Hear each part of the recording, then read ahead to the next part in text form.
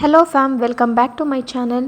ಯಾರು ನನ್ನ ಚಾನಲ್ನ ಸಬ್ಸ್ಕ್ರೈಬ್ ಮಾಡ್ಕೊಂಡಿಲ್ಲ ಇವಾಗಲೇ ಸಬ್ಸ್ಕ್ರೈಬ್ ಮಾಡ್ಕೊಳ್ಳಿ. ಹಾಗೆ ಪಕ್ಕದಲ್ಲಿರುವಂತಹ ಬೆಲ್ ಐಕನನ್ನು ಕ್ಲಿಕ್ ಮಾಡಿ. ಇವತ್ತಿನ ವಿಡಿಯೋದಲ್ಲಿ ಟೇಸ್ಟಿಯಾದ ಹಾಗೆ ಸಿಂಪಲ್ ಆಗಿ ಯಾವ ರೀತಿ ಕ್ವಿಕ್ಕಾಗಿ ಖಾರ ಪೊಂಗಲ್ನ ಮಾಡೋದು ನೋಡೋಣ ಬನ್ನಿ. ಕುಕ್ಕರ್ನಲ್ಲಿ 1/4 ಗ್ಲಾಸ್ ಆಗುವಷ್ಟು ಅಕ್ಕಿ ಹಾಗೆ 1/4 ಗ್ಲಾಸ್ ಆಗುವಷ್ಟು ಹೆಸರು ಬೇಳೆಯನ್ನು ತೊಗೊಂಡಿದ್ದೀನಿ.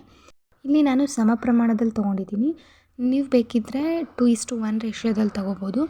ಬಟ್ ಈ ರೀತಿ ತೊಗೊಳೋದ್ರಿಂದ ಖಾರ ಪೊಂಗಲ್ ಅನ್ನೋದು ತುಂಬ ಟೇಸ್ಟಿಯಾಗಿರುತ್ತೆ. ಸೊ ನಾನು ಸಮ ಪ್ರಮಾಣದಲ್ಲಿ ತೊಗೊಂಡಿದ್ದೀನಿ.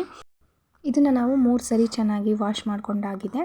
ಇದಕ್ಕೆ ನಾವು 2.5 ಗ್ಲಾಸಷ್ಟು ನೀರನ್ನು ಸೇರಿಸ್ಕೋಬೇಕಾಗುತ್ತೆ. ಈ ಥರ ಖಾರ ಪೊಂಗಲ್ನ ಮಾಡಿದ್ರೆ ದೇವಸ್ಥಾನಗಳಲ್ಲಿ ಹಾಗೆ ಮದುವೆ ಮನೆಗಳಲ್ಲಿ ಕೊಡ್ತಾರಲ್ಲ ಆ ರೀತಿ ಟೇಸ್ಟ್ ಅನ್ನೋದು ಬರುತ್ತೆ. ಸೊ ಒಂದು ಸರಿ ಟ್ರೈ ಮಾಡಿ ನೋಡಿ. ಮತ್ತು ಇದನ್ನು ಮುಚ್ಚಳ ಮುಚ್ಚಿ 1 ವಿಷಲ್ ಕೂಗಿಸ್ಕೋಬೇಕಾಗುತ್ತೆ. ಇದು 1 ವಿಷಲ್ ಬರೋ ಅಷ್ಟರಲ್ಲಿ ನಾವು ಒಗ್ಗರಣೆಗೆ ಏನು ಬೇಕಾಗುತ್ತೆ ಅದನ್ನೆಲ್ಲ ನೋಡೋಣ. ಅರ್ಧ ಇಂಚು ಶುಂಠಿಯನ್ನು ಕಟ್ ಮಾಡಿ ಇಟ್ಕೊಂಡಿದ್ದೀನಿ, ಅಥವಾ ತುರಿದು ಕೂಡ ಇಟ್ಕೋಬೋದು, ಅಥವಾ ಜಜ್ಜಿ ಕೂಡ ಇಟ್ಕೋಬೋದು.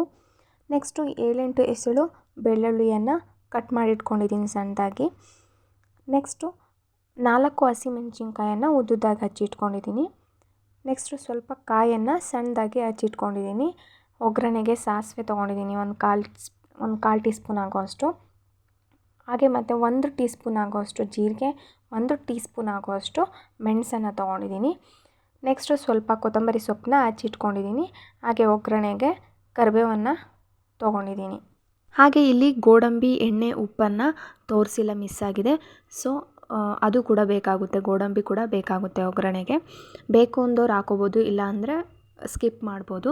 ನೆಕ್ಸ್ಟ್ ಸ್ಟವ್ ಆನ್ ಮಾಡಿಕೊಂಡು ಬಾಣಲಿ ಅಥವಾ ಪಾತ್ರೆಯನ್ನು ಇಟ್ಕೊಂಡು 3 ಸ್ಪೂನ್ ಎಣ್ಣೆಯನ್ನು ಹಾಕೋಬೇಕಾಗುತ್ತೆ. ನೆಕ್ಸ್ಟ್ ಅದು ಕಾಯ್ದ ನಂತರ ಗೋಡಂಬಿಯನ್ನು ಹಾಕ್ಕೊಂಡು ಫ್ರೈ ಮಾಡ್ಕೋಬೇಕಾಗುತ್ತೆ. ಅದು ಸ್ವಲ್ಪ ಬಣ್ಣ ಚೇಂಜ್ ಆಗೋವರೆಗೂ ಫ್ರೈ ಮಾಡ್ಕೋಬೇಕಾಗುತ್ತೆ. ಹಾಗೆ ಹಸಿಮೆಣ್ಸಿನ್ಕಾಯನ್ನು ಕೂಡ ಸೇರಿಸ್ಕೊಂಡು ಅದನ್ನು ಕೂಡ ನೀಟಾಗಿ ಫ್ರೈ ಮಾಡ್ಕೋಬೇಕಾಗುತ್ತೆ. ಅದು ಸ್ವಲ್ಪ ಫ್ರೈ ಆದಮೇಲೆ ನಾವು ಕಟ್ ಮಾಡಿಟ್ಕೊಂಡಿದ್ದಂತಹ ಬೆಳ್ಳುಳ್ಳಿ ಮತ್ತು ಶುಂಠಿಯನ್ನು ಸೇರಿಸ್ಕೋಬೇಕು. ನೆಕ್ಸ್ಟ್ ಅದು ಕೂಡ ಹಸಿ ವಾಸನೆ ಹೋಗಿ ಸ್ವಲ್ಪ ಫ್ರೈ ಆದ ನಂತರ ಅದಕ್ಕೆ ಕಾಳುಮೆಣಸು ಹಾಗೆ ಜೀರಿಗೆ 1 ಟೇಬಲ್ ಸ್ಪೂನ್ ಆಗೋಷ್ಟು ಜೀರಿಗೆಯನ್ನು ಆ್ಯಡ್ ಮಾಡಿಕೊಂಡು ಅದನ್ನೂ ಸ್ವಲ್ಪ ಫ್ರೈ ಮಾಡಬೇಕಾಗುತ್ತೆ. ಅದಾದ ನಂತರ ನಾವೇನು ಕಾಯನ್ನು ಹಚ್ಚಿಟ್ಕೊಂಡಿರ್ತೀವಿ ಸಣ್ಣದಾಗಿ ಅದನ್ನು ಕೂಡ ಸೇರಿಸ್ಕೊಂಡು ಅದು ಕೂಡ ಸ್ವಲ್ಪ ಫ್ರೈ ಆಗಬೇಕು. ಅದಾದಮೇಲೆ ನೆಕ್ಸ್ಟು ಇದಕ್ಕೆ ನಾವು ಅರಿಶಿನ ಆ್ಯಡ್ ಮಾಡಬೇಕು. ಒಂದು ಅರ್ಧ ಟೀ ಸ್ಪೂನ್ ಆಗೋಷ್ಟು ಅರಿಶಿನ ಸೇರಿಸ್ಕೊಳ್ಳಿ. ಇದನ್ನು ಕೂಡ ನಾನು ಮೊದಲು ತೋರಿಸಿಲ್ಲ, ಸೊ ಬೇಕಾಗುತ್ತೆ. ಸೊ ಇದು ಸ್ವಲ್ಪ ಫ್ರೈ ಆಗಬೇಕು, ಸ್ವಲ್ಪ ನೀಟಾಗಿ ಒಂಚೂರು ಅರಿಶಿನ ಎಲ್ಲ ಸ್ಮೆಲ್ಲೆಲ್ಲ ಹೋಗಬೇಕು, ಹಸಿ ಸ್ಮೆಲ್ಲು. ಆ ರೀತಿ ಫ್ರೈ ಮಾಡಿಕೊಂಡು 1 ನಿಮಿಷ ಫ್ರೈ ಮಾಡ್ಕೊಳ್ಳಿ. ಅದಾದಮೇಲೆ 1 ವಿಷಲ್ ಆಗಿರುತ್ತೆ, ತೆಗ್ದು ನೋಡ್ಬೋದು. ಈ ರೀತಿ ಕನ್ಸಿಸ್ಟೆನ್ಸಿ ಇದ್ದರೆ ಸಾಕಾಗುತ್ತೆ. ಅಕಸ್ಮಾತ್ ಏನಾದರೂ ತುಂಬ ಗಟ್ಟಿ ಆಯಿತು ಅಂದರೆ ಅದಕ್ಕೆ ಸ್ವಲ್ಪ ಬಿಸಿನೀರನ್ನು ಸೇರಿಸ್ಕೊಂಡು ಈ ರೀತಿ ಕನ್ಸಿಸ್ಟೆನ್ಸಿಗೆ ತೊಗೊಳ್ಳಿ.